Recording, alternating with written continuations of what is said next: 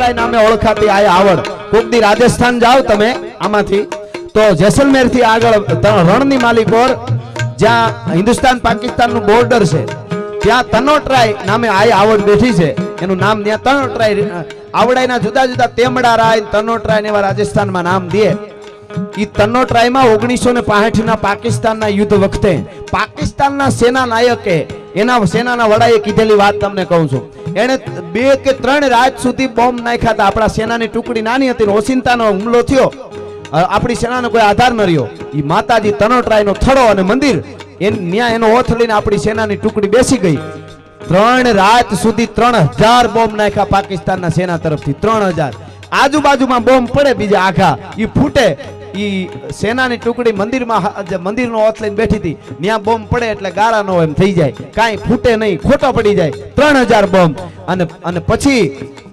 આપણી ટુકડી બીજી આવી ગઈ ત્રીજે દી અને પછી ઓલી ટુકડીને ભાગવું પડ્યું આપણી જીત થઈ પણ આપણું યુદ્ધ સમાપ્ત થયા પછી પાકિસ્તાનનો સેનાનો વડા વિઝા લઈ અને તનોટરાય રાજસ્થાનમાં આવ્યો તો અને એમ કીધું તો યહાં કુછ હે 3 रात तक हमने 3000 बॉम्ब यहाँ गिराए एक भी बॉम्ब विस्फोट हुआ नहीं यहाँ डोकरी में कुछ है इसीलिए मैं आया हूँ ये मानता करावा चढ़ावा માટે પાકિસ્તાનની સેનાનો વડો આવ્યો તો તનોટરાય કોક દી દર્શને જાવ ને તો એ પાકિસ્તાને ફેંકેલા મિસાઇલ બોમ્બ છે અહીંયા હજી 100 માં રાખવામાં આવ્યા છે અને કોક દી જાવ તો દર્શન કરજો ઈ સાક્ષાત અને આજ પણ સેનાના યુવાનો એની આરતી કરે છે મંદિરની સેનાના યુવાનો એની બધી આરતી ને પૂજા ને બધું કરે છે ઈ તનોટરાયને ખબર પડી અને ભગવતીનો ઉત્સવ હોય તો ઈ કેવી રીતે ઈ આવડ આવી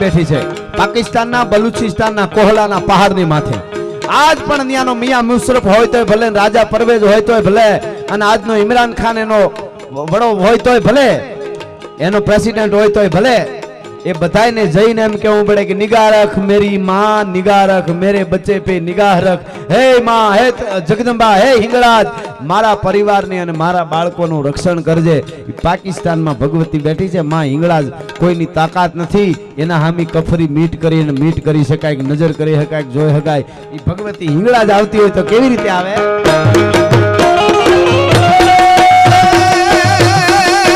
પાકિસ્તાને થી પાંખે પાંખે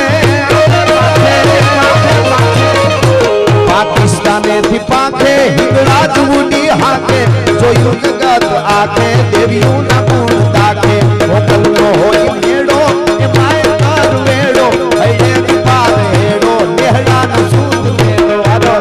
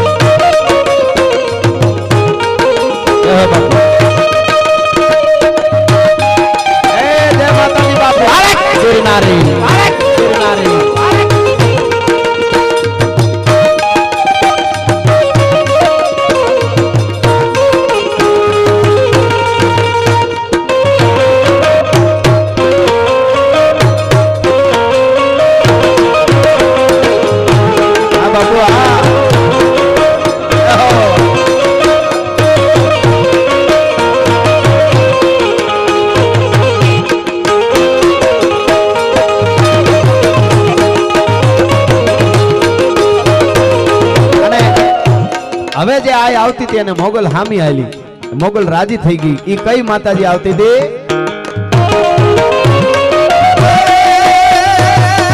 મજડેથી હોનલ માના માના મજડેથી હોનલ માના રથડા છૂટા છે રાના મન હર કે મોગલ માના વર્તે છે હો હોવાના. મોગલ નો હોય મેળો એ માય માર બેડો હૈડે નો પારેડો નેહડા નો સૂત મેળો હૈડે નો પારેડો. આ ભગવતીના માતાજીના ગુણગાન ગાયા. પણ એકાદ મારે પ્રસંગ હવે કેવો છે છેલ્લે, કારણ કે તમે બધા એટલી સંખ્યામાં બધા બેઠા છો. મેં કીધું એમ આપણા ગીતો કોઈ દી નબળા હોય નહીં, આપણી વાત નબળી ન હોય. આ ભારત વર્ષે દુનિયાને રાહ બતાવી છે, અહીં સંતો બેઠા છે. એટલે હું કહું આપને, કાયમ મારા પ્રોગ્રામમાં કહું છું, દુનિયાના દેશોને લુગડા કેમ પહેરવા એ ખબર નહોતી, તેથી મારા ભારતમાં સાધુની યુનિવર્સિટી હાલતી હતી. ભારતની ધરતી છે ભલા માણસ. આ યુનિવર્સિટી તક્ષશિલા અને નાલંદા અને કેવા કેવા ચાણક્ય વિશે સાહેબ અવતાર લેવા પડે દુનિયાને ગમે એટલી વાર, તો એક ચાણક્ય ન થઈ શકે. હા, જે ભારત ઈ વખતનો અખંડ ભારત કરેલો, ઈ વખતનો અખંડ ભારત, અને એનો પોતે મંત્રી બનેલો, મહામંત્રી. અને એક વિદેશમાંથી કોઈ વિદ્વાન માણસને એમને એમ થયું કે મારે મળવા જવું છે. ભારતનો આવડો મોટો સાધુ ઋષિ અને ઈ પાછો ભારતનો મંત્રી હોય તો મારે એની મુલાકાત લેવી છે. આવડા મોટા અખંડ ભારતને સાચવવા વાળો, તો એને મારે મુલાકાત લેવી છે. અને મુલાકાત માંગી અને મળવા માટે જાય છે કે મારે ચાણક્યને મળવું છે. એમાં આવે છે અને લઈ જાય, કોઈ માણસો એને હારે આવી અને લઈ જાય. એટલે નદીને કિનારે, નદીને કાંઠે નાનો એવો આશ્રમ, અને એમાં દીવડો બળતો તો, હાંજનું ટાણું અંધારું થઈ ગયું હતું, અને બેઠા બેઠા કંઈક લખતા હતા ચાણક્ય. ત્યાં ઓલો માણસ લઈને આવ્યો કે આ ચાણક્ય, ઓલાને વિદેશી માણસ હતો, એમને કોઈ આઈનો માણસ લઈને આવ્યો કે આ ચાણક્ય. તો ઓલો વિચારમાં પડી ગયો, આવડું મોટું અખંડ ભારત, અને એને એક કરીને રાખવા વાળો મંત્રી પદે એનું, અને ધર્મગુરુનું પદે એનું, ઋષિ છે, એક સાધુ છે, અને એને આવડા મોટામાં આવડો મોટો અખંડ ભારતનો જેના ઉપર ભાર હોય, અને એ આવડી એક ઝૂંપડીમાં કુટિયામાં રહીએ છે. એટલે વિચારમાં પડી ગયો. એટલે ચાણક્ય આમ આવકાર દીધો, આમ મસ્તકથી આવો એમ કીધું, અને એનું લખવાનું શરૂ રાખ્યું. ઘડીક વાર થયું, લખવાનું હતું એ પૂરું થઈ ગયું. એટલે એ જ્યારે ઓલો માણસ આવ્યો ને, એટલે આમ કર્યું, એટલે ઓલો બેસી ગયો ઓલો માણસ, અને લખવાનું એનું જે કાંઈ હતું એ પૂરું થયું ને, એટલે એક દીવડો બળતો હતો ને, એને બુજાવી નાખ્યો, દીવાને રામ કરી નાખ્યો, ઠારી નાખ્યો, અને બીજો દીવો પેટાવ્યો. પછી ચાણક્યએ કીધું, બોલો શું મુલાકાતે આવ્યા, મારા કંઈ કામકાજ હોય મારું તો કયો એમ. એટલે ઓલાએ કીધું, બીજું તો બધું ઘણું તમારી પાસે જાણવું છે, પણ પેલું મારે એ જાણવું કે અમે આવ્યા ને અટાણ સુધી તમે લખતા હતા ત્યારે આ દીવડો બળતો હતો, હજી એમાં તેલ છે તો એ દીવો ઠારીને બીજો કેમ પેટાવ્યો? ત્યારે ચાણક્યએ કીધું હતું કે એ જ્યારે હું લખતો હતો ને તમે આવ્યા ત્યારે રાજકાજનો હિસાબ લખતો હતો, એટલે એ તેલ બળતું હતું, એ રાજનું તેલ બળતું હતું. હવે આપણી બેની અંગત મુલાકાત છે, એટલે આ મારું તેલ હવે બાળું છું, મારાથી હવે રાજનું તેલ ન બાળી શકાય. એ ભારત વર્ષ અખંડ ભારત કરી શકે, આ અખંડ ભારતના સપના જોઈ શકે. બાકી ગવર્મેન્ટની ગાડી હાળાના લગ્ન કરી આવે અને પછી કે મેરા ભારત મહાન, એનાથી ભારત મહાન ન થાય. પણ શિવાજી માટે, શિવાજીને આપણે બધા ઓળખી છીએ. હવે હું તું કાલે કહેતો હતો કે શિવાજી પ્રતાપ એ બહુ એને ગૌરવની વાત કહેવાય કે એ બે નહીં, પણ એવા ને એવા મહાન કેટલા એની પેઢીમાં યોદ્ધાઓ થયા છે એની કોઈને ખબર નથી. તો શિવાજીની તમને ખબર છે ને, એ શિવાજીએ ઔરંગઝેબ જજિયા કર શરૂ કર્યો ને, કર ટેક્સ અત્યારની ભાષામાં ટેક્સ શરૂ કર્યો ને, ત્યારે શિવાજી મહારાજે રાણા રાજસિંહ રાજસ્થાન મેવાડ, એ રાણા રાજસિંહ માટે શિવાજીએ ઔરંગઝેબને કીધેલું કે તું અમને બધાને કહેશો જજિયા કર ટેક્સ લેવાનું, પણ મેવાડના રાણા રાજસિંહનો ટેક્સ લે ઔરંગઝેબ તો તું હાસો. હવે શિવાજીના શબ્દો બોલેલા ઈ રાણા રાજસિંહ કોણ છે ઈ આપણે વિચારવું જોઈએ. અને ઔરંગઝેબ પાસે બે ચિત્રો ગયા હતા, દુર્ગાદાસ રાઠોડ અને રાણા રાજસિંહ, અરે શિવાજી, દુર્ગાદાસ રાઠોડ અને શિવાજી બેનું ઔરંગઝેબની પાસે કોઈ ચિત્ર લઈને ગયા. શિવાજી સિંહાસન ઉપર બેઠો એવું ચિત્ર હતું, અને દુર્ગાદાસ રાઠોડનું ઘોડા ઉપરનું ચિત્ર હતું. તો બે ચિત્ર જોઈને ઔરંગઝેબે એમ કીધું કે એવો સિંહાસન પર જો બેઠા ઉસકો તો જૈસે વૈસે કરકે સંભાળ લૂંગા. એટલે શિવાજી सिंहासन पर बैठा है उसको तो जैसे वैसे करके मैं संभाल लूंगा, पर जो घोड़े पे बैठा है दुर्गादास राठौड़, घोड़े पे बैठा है उसने मेरी नींद हराम कर दी, इसका क्या करूं मैं? बोलो औरंगजेब आ बोल्यो तो. હવે એવાની તો ખબર નથી, જાહેરમાં બોલી શિવાજી પ્રતાપ હારી વાત કે બે છે આપણા રહ્યા, એ માંડ કરી રેવા દીધા, બાકી તો અકબર નું, હુમાયુન, બાબર મહાન. હા, એ કેટલા ખરાબ હતા એ તો મેં વાંચ્યા, હું ગાંડો થઈ જાય તમે વાંચો, મને એમ થઈ ગયું શું કરું. આપણા છોકરાને સીધો આ ભણાવવામાં આવે છે, આમાં કોઈ જ્ઞાતિવાદ નથી હોય, રાક્ષસો છે. હવે જેને ગુરુ ચૂકમાં કહી દો વાત નીકળી, એટલે અકબર બાદશાહનો ગુરુ કેવા કયો, વડીલ કયો, માવતર કયો, બાપ કયો, બધુંય બેરમ ખાન હતો. એને 14-13 વર્ષનો હતો ને અકબર, તેદી ગાદીએ બેહારવા વાળો, અનેક યુદ્ધ લડાવવા વાળો, હિન્દુસ્તાનનો બાદશાહ બનાવવા વાળો, બધુંય બેરમ ખાન. ઈ બેરમ ખાનને દગો કરાવીને મરવી, અને અકબર બાદશાહે જેને બાપ જેવો બેરમ ખાન કહેવાય એની ઘરવાળીને ઘરમાં બેહાર લીધી. હવે તમારે નક્કી કરવાનું અજીબો શાન શહેનશાહ ગીત લગ્નમાં વગાડવું કે નહીં. હું તો જાહેરમાં કહું છું, કોઈ દી વગાડતા નહીં. હિન્દુ તરીકે જો ગૌરવ હોય તો તમને. ઈ અકબર બાદશાહ એટલા એના ખરાબ કામ છે ભાઈ, ઈ તમે વાતું જવા દો. બાકી આપણે જ્ઞાતિયારે કાંઈ નથી. પણ શિવાજીનો દીકરો સંભાજી રાજે ઈ દગો થયો અને કવિ કલશને બે પકડાઈ ગયા. ઔરંગઝેબની સેનાને ગાંડી કરી દીધી હતી મારી મારી, અને છેલ્લે દગો થયો. દગો જ્યારે થાય ને મિત્રો પોતાના ખૂટે ત્યારે જ છે. તમારે મોઢુકાને પતંગ હોય ને એ મોઢુકા વાળો દોરો કાપી શકે, બાકી જસદણ વાળો કોઈ દી નો કાપી શકે, એ નક્કી કરી લેજો.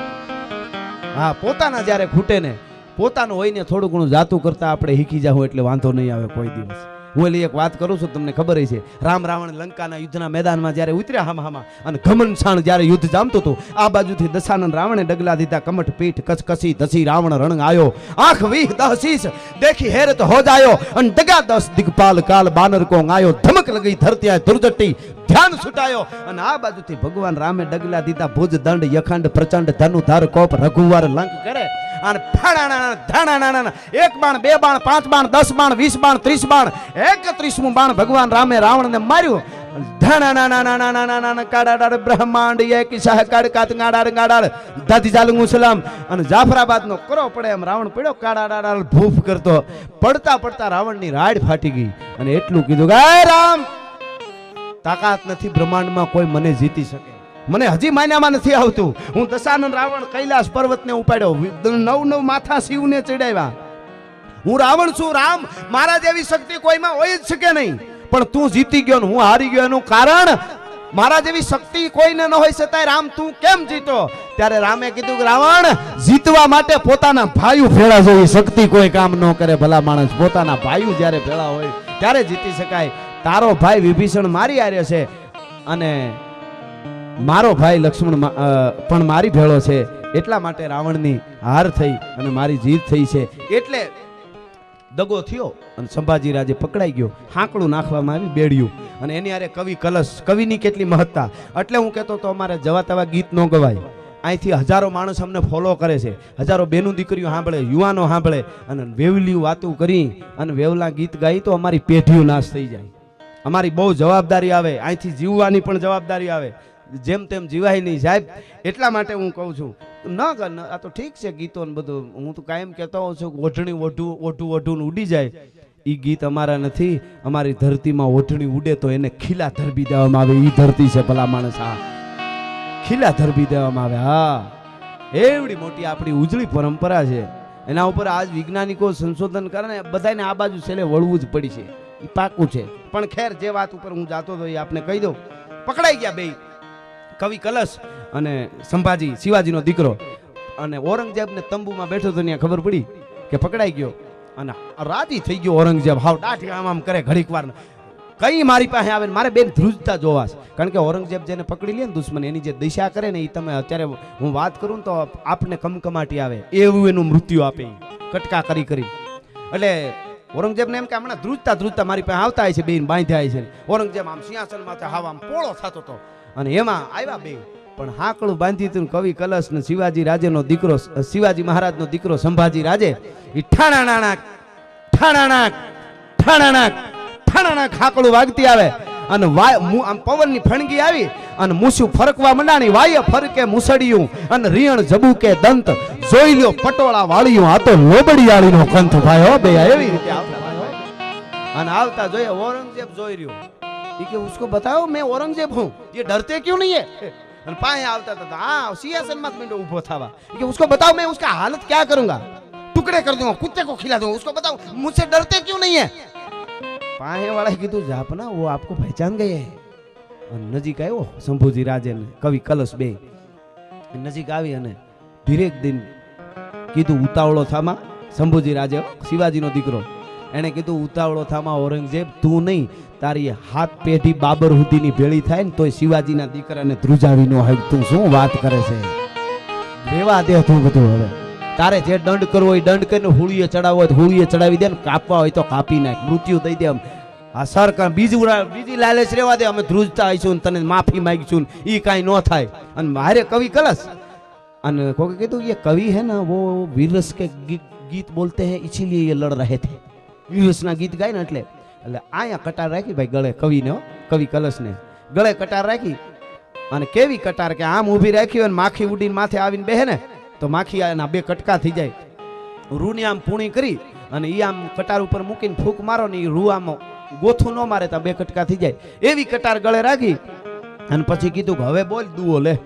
સંભાજી રાજે તારા દુહાના, તારી કવિતાઓના, વીરસના ગીતો અને છંદોને કારણે આટલું અમારા માણસને મારી નાખ્યા છે. હવે તું કવિતા બોલ, કવિતા બોલ. એટલે આમ ત્રાહું સંભાજી સામું જોઈને, સંભાજીએ કવિ કલશ સામું આમ જોયું. એ આમ જોવા ગયો ને ત્યાં કટાર ઉતરી ગઈ ગળામાં, લોહીનો ફુવારો વસ્તો કવિ કલશને, કવિનો. અને કીધું કે આપ બોલીએ, વીરસ કા ગીત બોલીએ, દુહા બોલીએ. અને તેદી કીધેલું તો સાંભળો કવિ કલશે. યાવન રાવણ કી સભા અને બાંધ્યો શંભુ બજરંગ.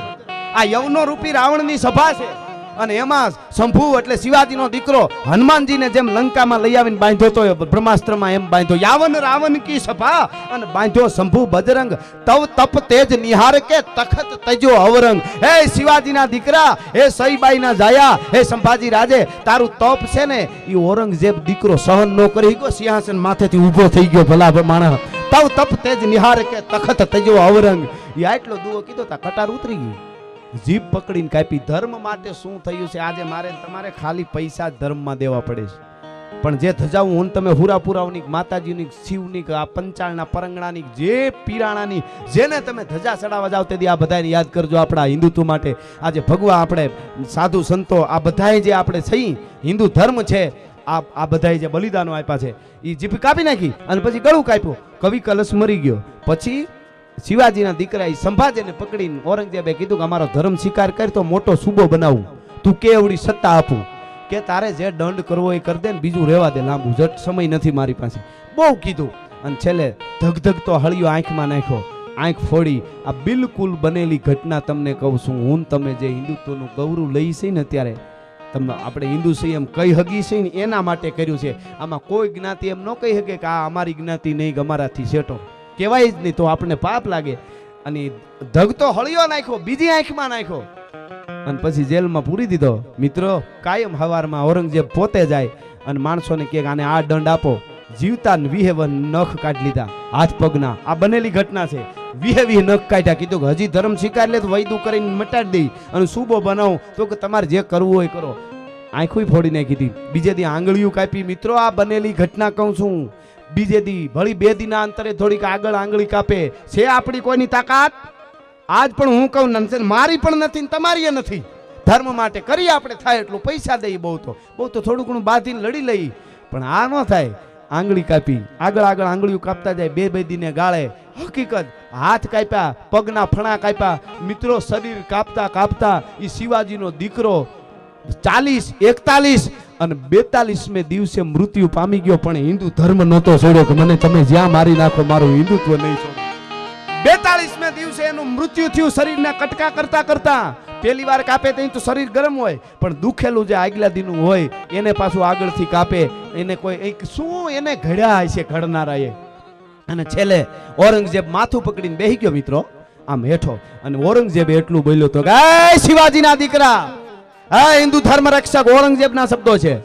એ સંભાજી રાજે એની લાશની પાસે ઔરંગઝેબ બેહી ગયો, કપાળ પકડીને રોયો અને કીધું કે તારા જેવો જો એક દીકરો મારે હોય ને તો આખી દુનિયાની માથે હું રાજ કરી લઉં. ભલા માણસ, તારા જેવો મારે એક દીકરો હોય. ઔરંગઝેબ કે કઈ માટીમાંથી તું બન્યો છો?